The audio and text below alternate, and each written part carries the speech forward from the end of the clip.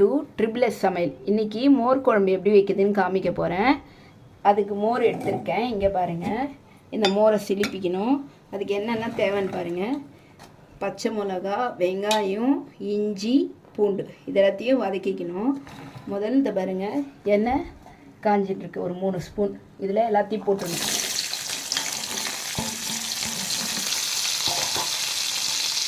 அப்புறம் ஒரு அரை மணி நேரம் முன்னாடி துவரம்பருப்பும் பச்சரிசியும் ஊற வச்சுருக்கேன். ஒரு 1/2 அன் ஹவர் ஊறினா போதும்.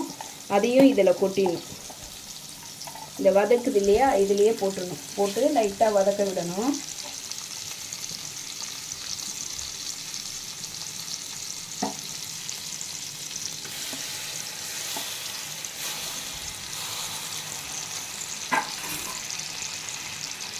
நம்ம இந்த இதுவும் வதங்கிறதுக்குள்ளே இந்த மோரை சிலிப்பிட்டு வந்துடலாம். இங்கே பாருங்கள், இது வதங்கிடுச்சு.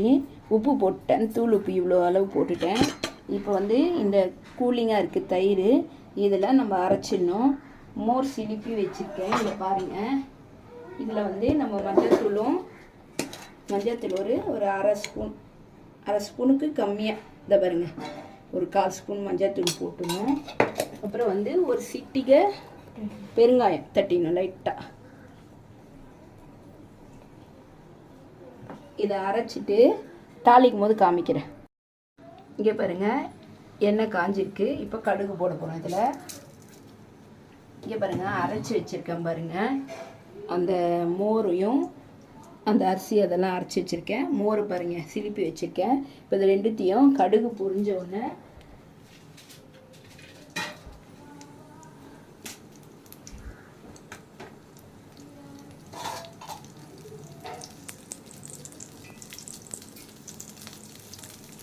கடுகு பொரிஞ்சிச்சு. இங்கே பாருங்கள், காஞ்ச மிளகா ஒரு 3 போட்டுடணும். கருவேப்பிலை, கொத்தமல்லி போட்டுட்டு இது எல்லாத்தையும் ஸ்லோ பண்ணிவிட்டு ஊற்றணும். கேஸை ஸ்லோ பண்ணிவிட்டு ஊற்றணும்.